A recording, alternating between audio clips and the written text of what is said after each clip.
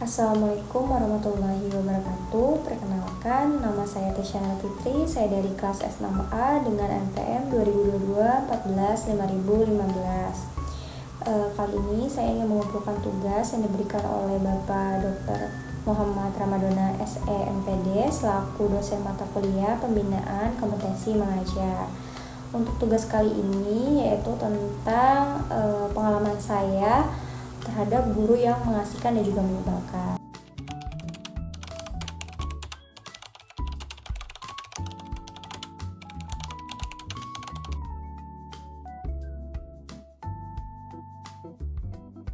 Pada saat itu, di saat saya menginjak jenjang SMP atau sekolah menengah pertama, saya mempunyai guru yang menyebalkan. Mengapa saya bisa bilang itu menyebalkan? Karena pada saat itu guru ini mengajar mata pelajaran PKN. Nah, dan ternyata beliau juga menjabat sebagai pembina pramuka pada saat itu. Nah, di mana peraturan sekolah pada saat itu pramuka diwajibkan hanya untuk kelas 8 dan juga 9. Dan untuk kelas 7 hanya peminatan saja. Nah, karena pada saat itu saya di tingkat kelas 7, jadi saya beranggapan bahwa ya pramuka hanya sebatas minat. Jika memang mau mengikuti silakan, dan jika tidak ingin mengikuti juga tidak apa-apa. Namun ternyata pembina pramuka tersebut atau guru PKN saya ini juga tidak menerapkan sistem seperti itu, tapi beliau menginginkan bahwa memang semuanya harus ikut gitu, karena ini adalah salah satu bentuk yang penting gitu.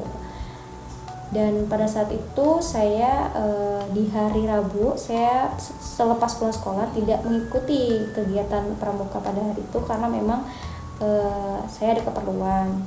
Dan kemudian guru tersebut ternyata mempunyai data nama-nama anak yang memang tidak mengikuti pramuka, apalagi kedapatan dia juga mengajar di kelas tersebut. Nah, akhirnya pas jam pelajaran beliau gitu, dan dia mempunyai data anak-anak yang tidak mengikuti pramuka, sehingga dipanggil dan disuruh maju ke depan. Kenapa bisa menyebabkan di saat itu kita yang tidak mengikuti dihukum oleh beliau untuk berdiri selama kurang lebih 10 menit dan sambil di oceh-ocehin, seperti itulah bahasanya, dengan menggunakan bahasa Jawa. Nah, karena memang waktu itu banyak yang mungkin bukan orang Jawa dan kita banyak yang nggak ngerti juga dengan apa yang beliau sampaikan gitu, tapi beliau dengan nada tersebut terkesan memang mengomeli kita, memarahi kita bahwa kenapa kita tidak mengikutinya. Sebagai contoh seperti ini. Berikut adalah contoh guru yang menyebalkan, yaitu guru PKN. Misalkan pada saat itu guru tersebut sudah memiliki data anak-anak yang tidak mengikuti pramuka, dan dipanggillah satu-satu untuk maju ke depan. Misalkan Tesya, maju ke depan, Dea, maju ke depan. Kamu kenapa kemarin tidak mengikuti pramuka gitu? Dan dengan celotehan dia menggunakan bahasa Jawa yaitu kayak kepriben, raiso, saya nggak mau tahu pokoknya seperti itu. Padahal saat itu saya kelas 7 dan tidak diwajibkan untuk mengikuti pramuka, namun beliau tetap inginnya semua siswanya itu mengikuti pramuka, baik di yang kelas 7 maupun kelas 8 seperti itu. Dan alhasil guru tersebut menjadi guru yang cukup menyebalkan bagi siswa di kelas 7 pada saat itu, termasuk saya pribadi. Dan kemudian guru menyebalkan lagi menurut saya itu adalah guru BK di saat saya jenjang SMK. Nah, pada saat itu kan memang di sekolah mempunyai peraturan cara berpenampilan atau berpakaian ya. Nah, memang tidak diperbolehkan untuk menggunakan rok sepan dan juga baju yang dikecilkan gitu. Nah, namun guru BK ini gitu memang menerapkan peraturan yang ada gitu dan kepada siswanya gitu. Pada saat itu memang bukan saya yang mengalaminya, tapi teman saya. teman saya memakai rok span, namun tidak terlalu ketat, cuma memang terlihat span gitu, tidak rempel, dan dihukum dengan menggantikan roknya dengan sarung. Ternyata hukuman itu berlangsung dari pagi, yaitu mulainya jam pelajaran hingga dia selesai pulang jam pelajaran gitu. Padahal seharusnya mungkin ada kebijakan dari guru tersebut untuk memberi waktu hanya sekitar 30 menit paling lama atau 1 jam, karena itu juga membuat teman saya kurang nyaman, sehingga banyak siswa juga yang menganggap bahwa guru ini menyebalkan. Dan kenapa bisa dibilang juga menyebalkan? Karena guru BK ini tidak mencerminkan apa yang ia sampaikan juga gitu. Sedangkan dia pada saat itu, kita juga survei dari guru-guru yang lain, kebanyakan guru tidak menggunakan rok span, tapi nyatanya dia menggunakan rok span, terus juga baju yang dikecilkan. Banyak guru yang menggunakan baju yang memang tertutup hingga area bawahnya, tapi ternyata guru ini tidak menutup dengan menggunakan kemeja atau blazer yang memang hanya sebatas ya pendek lah, crop sedikit gitu. Jadi siswa beranggapan bahwa harusnya guru ini bisa mencontohkan dulu seperti apa, baru dia bisa memberitahu ke siswanya gitu. Jadi guru BK ini dianggap guru menyebalkan.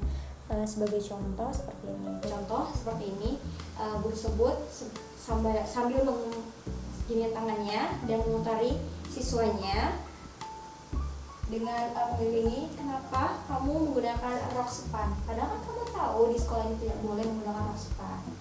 Yaudah saya ganti sarung aja ya gitu, dan digantilah sarung teman saya ini, roknya diganti sarung dengan waktu yang cukup lama, yaitu ketika saat dia datang ke sekolah hingga dia pulang dia tetap menggunakan sarung, baru nanti dikasih setelah dia pulang ke rumahnya. Nah, kemudian kenapa juga bisa dibilang menyebalkan? Guru BK ini tidak menyukai siswanya itu duduk berpasangan atau laki dan perempuan. Pada saat itu sekolah saya ini terbilang sekolah SMK, bukan madrasah yang memang harus ada space antara laki-laki dan perempuan gitu. Walaupun memang pada dasarnya harus ada space antara laki dan perempuan. Cuman kan konsep di sini yaitu kenapa teman-teman saya memilih untuk duduk yang prianya ikut sama perempuan, karena beberapa teman laki-laki memang nggak bisa atau tidak paham di suatu pelajaran, sehingga meminta bantuan kepada teman saya yang perempuan, sehingga nantinya dia bisa mengerti gitu. Mungkin lewat temennya dia jauh lebih mengerti dibanding apa yang disampaikan oleh gurunya gitu. Bukan ada niat buruk ketika teman lawan jenis duduk gitu satu meja. Nah, itu guru BK ini berniat untuk memisahkan. Kemudian menyebalkan lainnya itu menurut saya adalah di guru tata usaha gitu. Karena waktu itu sekolah saya ada sekolah swasta, memang konsekuensi sekolah swasta adalah ketika mau ada ujian atau mengambil rapot itu harus pelunasan terlebih dahulu. Cuman cara dari guru tata usaha ini yang menurut saya agak kurang etis aja sebagai guru gitu, karena pada saat itu teman-teman saya yang tidak bisa membayar uang ujian untuk ujian UTS maupun UAS dikumpulkan di lapangan dan diperolok dengan cara seperti ini gitu, dan dengan menggunakan nada yang agak menghina ya, sedikit menghina lah kesannya seperti itu, kayak seperti ini. Dengan tangannya seperti ini juga beliau menyampaikan dengan nada yang agak tadi saya bilang sedikit memperolok. Sebagai contoh seperti ini, dimana guru TU ini menegur siswa yang tidak melunasi pembayaran saat ujian akan berlangsung. Dikumpulinlah anak-anak ini, siswa-siswa ini yang tidak melunasi pembayaran di suatu lapangan. Nah, pada saat itu dengan menggunakan mikrofon dan juga dengan nada yang sedikit meledek ya, seperti menghina juga, guru tersebut memarahi siswanya yang tidak melunasi pembayaran sebagai berikut. Kalian kan tahu ya besok mau ada ujian. Kenapa kalian tidak melunasi pembayaran? Kalau kalian gak ada niatan mau bayar, gak usah datang aja ke sekolah. Kenapa kalian datang ke sekolah? Mending kalian pulang, bilang sama orang tua kalian. Dan teman-teman saya yang pada saat itu merasa bahwa ya mungkin keadaan ekonominya orang tuanya juga kurang bagus, nah mereka merasa sedih gitu dan sakit hati, sehingga guru ini banyak sekali yang disebarkan gitu kan. Padahal mungkin ada cara-cara lain yang lebih bagus, yang lebih enak didengar oleh semua siswa, sehingga guru tersebut tidak akan dianggap sebagai guru menyebalkan. Mungkin dengan cara ya dipanggil anaknya ke suatu ruangan, diberitahu gimana nih orang tua kamu kenapa kok belum bisa bayar gitu, ada apa gitu. Atau mungkin pihak sekolah harus punya kebijakan lainnya, atau dengan cara boleh mengikuti ujian namun nanti tidak bisa mengambil rapot gitu. Seperti itu, makanya kenapa guru ini dianggap guru menyebalkan.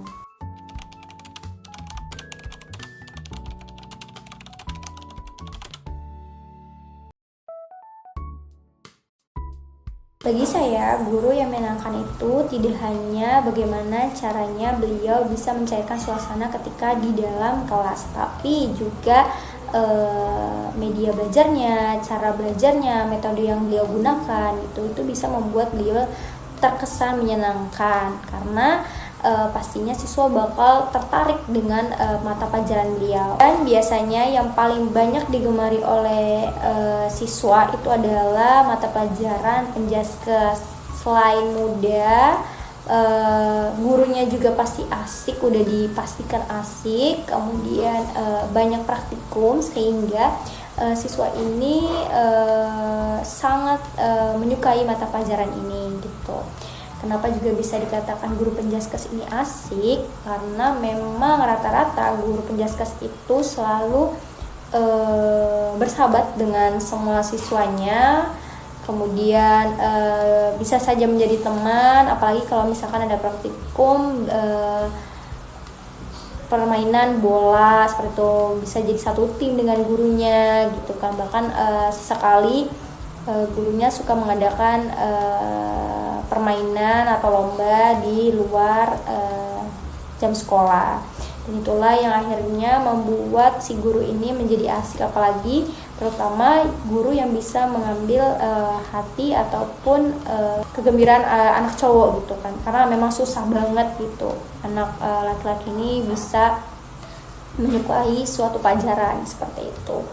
Dan kenapa juga bisa dikatakan asik pada saat itu di jenjang SMP, karena memang guru olahraga saya itu udah terbilang sepuh gitu, dan beliau lebih banyak menyerahkan ke semua siswanya mau seperti apa. Jadi kita sebagai siswa juga merasa tidak diberatkan oleh guru tersebut. Kemudian pastinya juga untuk nilai itu pasti nggak pernah yang namanya nilai Penjaskes itu di bawah rata-rata, dan tidak ada yang remedial seperti itu. Dan kalau untuk jenjang SMK, plusnya saat itu adalah guru olahraga saya itu lulusan baru dari UNJ dan terbilang guru muda. Dan pastinya memang semua guru olahraga adalah guru laki-laki. Kemudian nilai plusnya juga guru olahraga karena memang umurnya tidak terlalu jauh, jadi benar-benar guru olahraga ini menganggap bahwa siswanya itu teman banget gitu. Jadi kalau misalkan di sekolah oke lah kita saya sebagai guru, tapi kalau di luar kita boleh berteman, tapi tetap dengan ranah yang sopan dan beretika seperti itu. Kemudian guru yang mengasihkan selanjutnya menurut saya adalah guru seni budaya. Kenapa saya bilang guru seni budaya? Pada saat tingkatan SMP itu saya benar-benar nggak suka banget yang namanya pelajaran ataupun ada praktek menari, bernyanyi, dan juga oke lah kalau main alat musik masih bisa gitu. Tapi kalau untuk menari saya benar-benar nggak bisa, karena saya menganggap bahwa diri saya kaku dan seperti robot gitu. Dan pada saat itu saya bilang ke gurunya kayak seperti ini, Bu, saya nggak bisa nari, gimana ya Bu, saya takut nanti nilai saya malah jadi jelek. Dan guru tersebut alhamdulillah merespon dengan baik. Gak apa-apa nak, namanya juga belajar, nanti Bu ajari gimana caranya supaya badan kamu bisa terlihat lentur gitu, walaupun memang agak sedikit terlihat lenturnya, tapi beliau dengan sabar, dengan telaten mengajari siswanya yang tidak bisa dan merasa tidak yakin terhadap dirinya, dan dia juga tidak langsung memberikan nilai yang buruk, karena ya ini adalah proses belajar menurut beliau gitu. Dan guru tersebut juga selalu memberikan motivasi kepada siswanya bahwa sesuatu yang kita tidak tahu ya memang harus dicari tahu gitu, jadi harus dipelajari gitu. Gimana mau suka kalau kitanya juga nggak mau mencoba seperti itu. Makanya dia selalu memberikan bahwa nah ayo nak, nggak apa-apa kita belajar, namanya juga belajar, kita coba dulu, kalau memang nggak bisa kita cari alternatif lain, apa mungkin memang ibu bakal menambahkan nilai tambahan kamu kalau misalnya kamu bisa berminat musik seperti itu. Tidak semuanya ibu taruh atau ibu menjadikan poin utama itu adalah bisa menari. Dan waktu itu juga guru seni budaya saya adalah perempuan. Biasanya kan guru perempuan itu lebih cerewet ya kan, suka marah-marah, bawel, tapi ini alhamdulillah banget beliau benar-benar baik dan bisa merangkul siswanya, sehingga menurut saya guru tersebut adalah guru yang asik tuh. Walaupun dengan keseriusan beliau, tapi beliau juga tetap ada bercanda-bercandanya sama siswanya, jadi juga tidak terlalu monoton banget terhadap pelajaran. Sekali kita ada humornya juga seperti itu. Kemudian selanjutnya guru yang asik bagi saya itu adalah guru agama di tingkatan SMK. Kenapa? Karena pada saat itu beliau juga menjabat sebagai ketua RT. Jadi ketika pelajaran beliau sedikit telling story tentang gimana sih di lingkungan RT-nya dia gitu, tapi yang berkaitan juga dengan pendidikan agama. Dan juga memang guru tersebut pembawaannya humoris, banyak hal-hal yang luar biasa yang dia sampaikan, yang memang ada yang berkesan, ada yang lucu gitu. Jadi kita yang mendengarkan beliau itu benar-benar merasa bahwa guru ini asik banget gitu. Dan kenapa juga bisa dibilang asik, karena guru agama saya ini juga pada saat itu menganggap bahwa semua anaknya itu adalah anak beliau gitu, berasa anak kandung, karena pada saat itu memang beliau belum dikaruniai sebuah anak gitu. Jadi dia benar-benar ngerasa bahwa siswanya adalah anaknya, jadi benar-benar kita dianggap bahwa kita tuh penting bagi dia gitu. Dan alhamdulillahnya juga respon dari semua teman-teman itu sangat menghargai beliau ketika beliau mengajar. Dan di luar sekolah pun kita tidak segan untuk sesekali mengunjungi beliau di kediamannya, dan itu yang bikin siswa merasa bahwa guru ini benar-benar guru yang asik. Nah, kemudian guru yang menyenangkan lainnya menurut saya itu ada pada saat saya sudah menjadi mahasiswa di semester kalau nggak salah 3 atau 4, di mana dosen tersebut mengajar mata kuliah hitung-hitungan. Biasanya karena saya itu kelas sore, sudah kuliahnya juga sore sampai malam, nah udah dapat kelas hitung-hitungan di jam kedua pula. Jadi itu ngerasa bahwa aduh, kayaknya otak udah blunder aja gitu, nggak bakal bisa deh masuk semua pelajarannya gitu. Apalagi ini hitung-hitungan yang menurut saya juga lumayan penting gitu. Tapi ternyata dosen tersebut bisa membuat cara belajar dan trik belajar yang memang membuat mahasiswanya tertarik dengan pelajaran tersebut. Dan yang tadinya mungkin ada yang ngantuk, merasa capek gitu, dengan beliau yang memang pembawaannya seru dan juga cara belajarnya yang menurut saya bisa membangkitkan semangat mahasiswa, makanya dosen tersebut bisa dikatakan dosen yang cukup menyenangkan. Kemudian juga beliau tidak luput dengan memberikan sedikit reward atau apresiasi kepada mahasiswanya yang memang mampu menjawab semua pertanyaan yang beliau berikan gitu. Ada gift-gift kecil lah yang beliau berikan kepada mahasiswanya. Bahkan di terakhir beliau mengajar itu di akhir semester, beliau memberi kita satu kelas itu gift gitu, yang harusnya di mana-mana mahasiswa yang memberikan ke dosen, tapi kali ini adalah dosen yang memberikan ke mahasiswa karena apresiasi terhadap satu kelas yang memang menurut dia pada saat pelajarannya memang nilainya pada bagus, yang pertama, yang kedua benar-benar memperhatikan beliau, dan juga hasil ujian yang cukup memuaskan seperti itu. Kemudian ada juga lagi dosen yang menurut saya menyenangkan itu pada saat di semester 1 ya, semester 1. Mungkin karena masih adaptasi juga, jadi kita belum tahu nih karakter dosen itu seperti apa, tapi dosen tersebut kurang lebih saya gambarkan hampir mirip sama guru-guru di tingkat SMK gitu, karena mungkin pertama beliau masih dibilang umurnya masih sedikit muda, maksudnya masih muda lah gitu. Jadi dia mengerti banget gimana karakter mahasiswa yang memang masih Gen Z ini gitu, maksudnya di Gen Z ini gitu. Jadi dia juga tidak memaksa bahwa gini-gini, bukan berarti kita maunya enak aja sebagai mahasiswa, tapi mungkin sedikit dimengerti oleh dosen itu udah membuat kita bahwa nih dosen perhatian ya, dosen ini mengerti kita gitu, seperti itu. Kemudian selain menyenangkan juga, tapi ternyata juga ada dosen yang agak nyebelin ya. Mungkin saya ulang lagi dari yang tadi pertama, mungkin belum saya sebutkan untuk tingkatan dosen.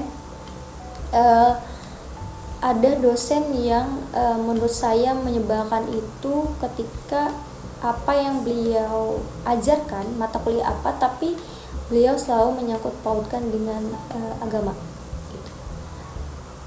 Dan lebih banyak penyampaian beliau itu ke arah agama dibanding penyampaian materi yang memang beliau ajarkan gitu. Kenapa bisa dibilang menyebalkan? Beliau suka sekali membawa dan juga menyindir-nyindir pribadi seorang. Itu kayak ya walaupun terkesan lelucon bagi beliau, tapi kita yang ngerasa mendengar dan juga yang mungkin yang ngerasa ditunjuk sama beliau, dianggap itu apa yang beliau katakan itu adalah buat dia gitu. Jadi kita ngerasa bahwa kok seperti ini gitu, dan itu dianggap agak sedikit menyebalkan sih. Dan dengan teknik cara dia penyampaian yang suka kayak gibah, agak sosokan gibah, bisik-bisik seperti itu, jadi kayak menurut saya nggak relevan banget dengan legalitas dia sebagai dosen tuh. Makanya kenapa bisa dibilang menyebalkan. Mungkin kalau dia diselingkan sama materi yang memang dia sampaikan sih it's okay gitu, nggak apa-apa. Mungkin memang harus ada topik pembicaraan lain yang nggak harus monoton terhadap mata kuliah beliau, tapi selama yang saya alamin beliau lebih banyak ke arah yang tadi saya bilang agama dibanding materi yang beliau ajarkan, seperti itu. Kemudian juga ada dosen yang menurut saya menyebalkan itu kan seperti ini ya, kita mahasiswa bukannya tidak mau memberi atau seperti apapun itu, enggak, kita memang punya inisiatif untuk selalu memberi sedikit buat dosen kayak untuk minum gitu kan, karena memang kita suka kedapatan kelas di kelas lantai 3, 5, 4 seperti itu. Jadi mungkin nggak mungkin juga dosen harus bolak-balik ngambil air minum, jadi kita sediakan memang air minum. Tapi ada dosen yang memang selalu menyindir kayak untuk ada makanan juga gitu, sedangkan di mana-mana ya nggak boleh kan makan ketika kita saat belajar gitu. Kalau minum boleh lah seperti itu, tapi kalau untuk makan kayaknya nggak etis aja gitu, apalagi seorang dosen gitu. Kalau untuk dibawa ya nggak apa-apa, silakan dibawa, tapi kalau untuk beliau makan di situ kayaknya tidak banget deh menurut saya ya. Menurut saya itulah kenapa saya menganggap bahwa dosennya agak sedikit menyebalkan gitu. Dan mungkin banyak yang mahasiswa juga merasa seperti itu, tapi mereka menganggap bahwa hal biasa. Tapi menurut saya, yang saya perhatikan itu tidak sewajarnya yang harus dosen lakukan gitu.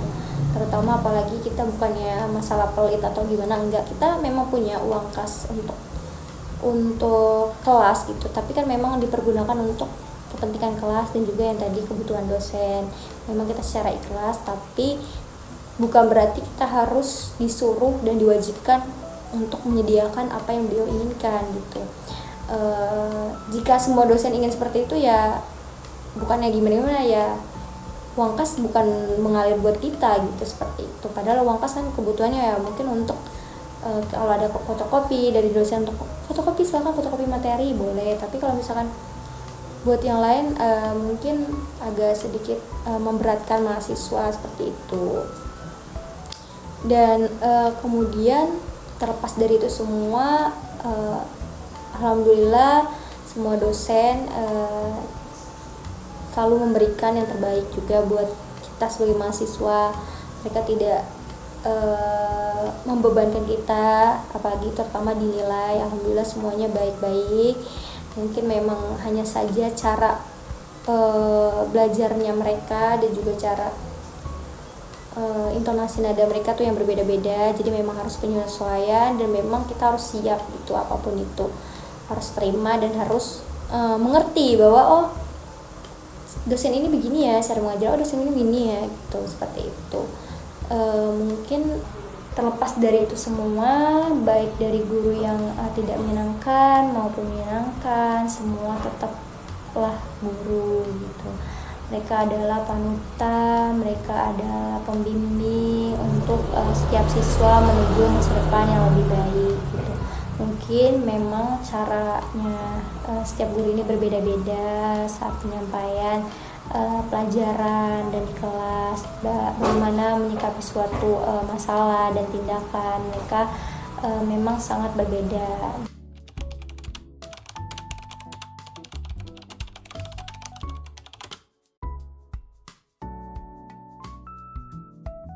Mungkin saran dan kritik saya bahwa untuk para guru saat ini lebih bijaksana lagi dalam menghadapi sesuatu perkataan maupun perbuatan, karena dunia sosial media ini semakin seram, bentar-bentar diviralin, padahal sebenarnya tujuan dari guru tersebut tidak seperti itu. Dan untuk memberikan hukuman juga lebih dipikirkan kembali, apakah ini membahayakan atau tidak, apakah merugikan siswa atau tidak, karena saat ini memang posisi guru tuh sangat terancam sekali gitu.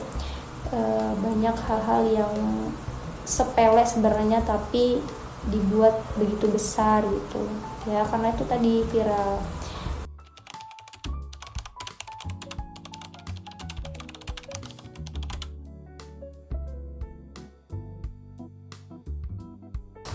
Dan untuk para siswa juga, hargailah guru kalian saat ini, karena tidak mudah untuk mengajar dan memberikan arahan kepada kalian gitu, apalagi dengan karakter yang berbeda-beda gitu, seperti itu. Jadi sekian dari saya, kurang lebihnya mohon maaf. Assalamualaikum warahmatullahi wabarakatuh.